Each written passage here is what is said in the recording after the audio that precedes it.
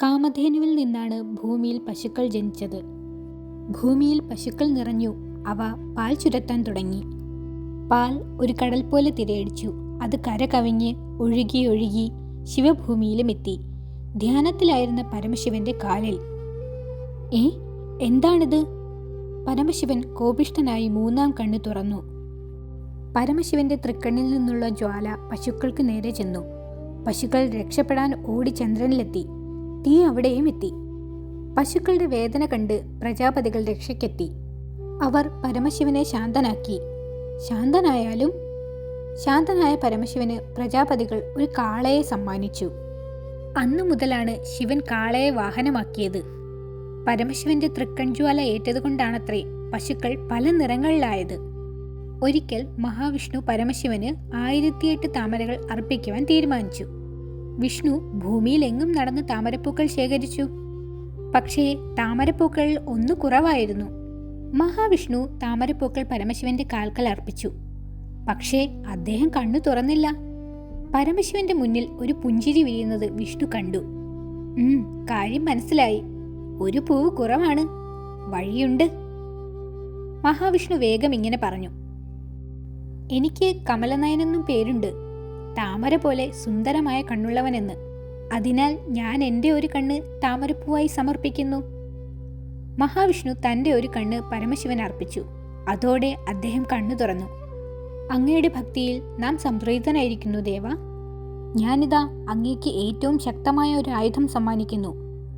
പരമശിവൻ മഹാവിഷ്ണുവിന് സുദർശന ചക്രം സമ്മാനമായി നൽകി. പരമശിവനും പാർവതിയും കൈലാസത്തിൽ വസിക്കുന്ന കാലം. ഒരിക്കൽ ശിവൻ പാർവതിക്ക് വേദങ്ങൾ പറഞ്ഞു കൊടുക്കാൻ തുടങ്ങി. വേദപഠനം കാലങ്ങൾ നീണ്ടു. അതോടെ ദേവി ശ്രദ്ധിക്കുന്നില്ലല്ലോ. ഞാനിപ്പോൾ പറഞ്ഞതെന്താ? അത് പാർവതി ശ്രദ്ധിച്ചില്ല എന്നു മനസ്സിലായ പരമശിവൻ കോപിഷ്ഠനായി. വേദങ്ങളെ അപമാനിച്ച ദേവിയെ ഞാനിതാ ശപിക്കുന്നു. അരുതേ. ഭൂമിയിൽ പോയി ഒരു മുക്കുവ കുലത്തിൽ കഴിയട്ടെ. അങ്ങനെ പാർവതി ഭൂമിയിൽ പിറന്നു. മുക്കുവ തലവൻ ആ കുഞ്ഞിനെ വീട്ടിലേക്ക് കൊണ്ടുപോയി മകളായി വളർത്തി. പാർവതി അവിടെ വളർന്നു വന്നു. അതേസമയം കൈലാസത്തിൽ പരമശിവൻ കടുത്ത ദുഃഖിതനായി. പെട്ടെന്നുള്ള കോപത്തിൽ ശപിച്ചുപോയി. ദേവി ഇല്ലാത്തതിനാൽ മഹാദേവൻ കടുത്ത ദുഃഖത്തിലാണ്. നന്ദികേശൻ അടുത്തു ചെന്നു. ദേവാ, പാർവതി ദേവിയെ ഇനി തിരിച്ചു വിളിച്ചുകൂടെ? അരുത്. ശാപപ്രകാരം പാർവതി ഒരു മുക്കുവ യുവാവിനെയാണ് വിവാഹം കഴിക്കേണ്ടത്. അതെയോ? നന്ദികേശൻ ആലോചനയായി.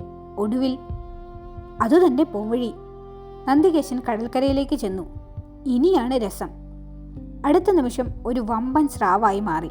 എന്നിട്ട് ഹോയ്, നോക്ക്, രക്ഷിക്കണേ!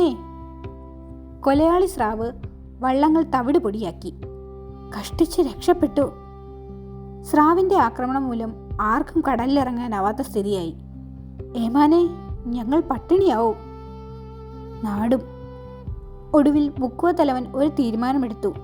കൂട്ടരെ, ആ കൊലയാളിയെ പിടിക്കുന്നവന് എൻ്റെ മകളെ വിവാഹം കഴിച്ചു നൽകും. പക്ഷെ ആരും ധൈര്യപ്പെട്ടില്ല. രക്ഷയില്ല. ഒടുവിൽ തലവനും പാർവതിയും പരമശിവനെ വിളിച്ചു പ്രാർത്ഥിച്ചു. മഹാദേവ, അടിയങ്ങളെ രക്ഷിക്കണേ. പരമശിവൻ പാർവതിയുടെ അപേക്ഷ കേട്ടു. ഒരു മുക്കുവ യുവാവായി അവിടെ എത്തി. ആ യുവാവ് കടലിലേക്ക് കുതിച്ചു. ഹോയ്, ആരാണയാൾ? ധീരൻ. പൊരിഞ്ഞ പോരാട്ടം നടന്നു.